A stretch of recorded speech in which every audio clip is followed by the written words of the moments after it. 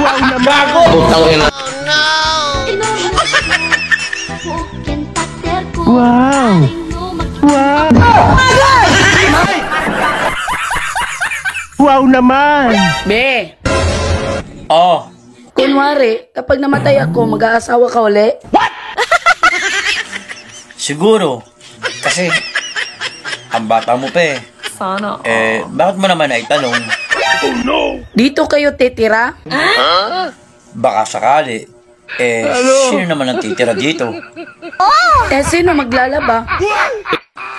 Malamang siya. Lalaki ako eh. Alam mo naman ako. Ipapasuot mo yung mga damit ko? Excel ka, di ba? Medium lang siya. Ha?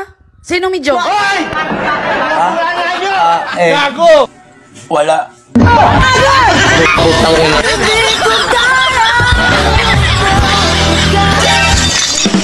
Dami kong problema. Kita ko. Halata ako. Na marami kang problema. Wow naman! Ayan pa. Isa mong malaking problema yan. Hindi ka ba hihingi? Bakit ako hihingi? No. Problema mo na nga yan. Ibibigay mo pa sa akin.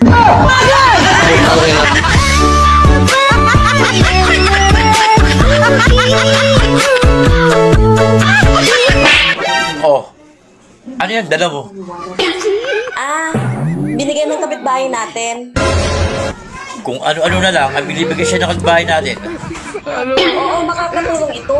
Kasi sa sobrang mahal ng mga bilihin. Wala ka bang binayaran dyan? Wala namang bayad to. Wala akong perang nilabas. Pero, may hiningi siya sa akin. Wow naman! May hiningi. Anong hiningi niya sa'yo? Nilagyan lang niya ng pula dito, paikot. Ba't ka pumayag? Binobola ka lang yun. Para lang makuha ang gusto niya sa'yo. At para sundin mo ang mga sinasabi niya. Diyan ka nagkamali. Hindi ko sinunod ang sinabi niya. Akala niya madidiktahan niya ako.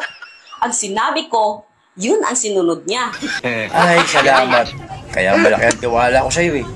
Ano nga pala sinabi mo sa kanya? At sinusunod yung mga sinasabi mo?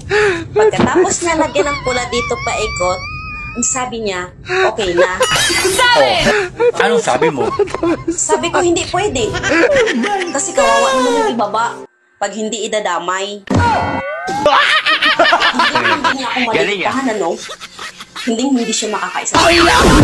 Putang ina!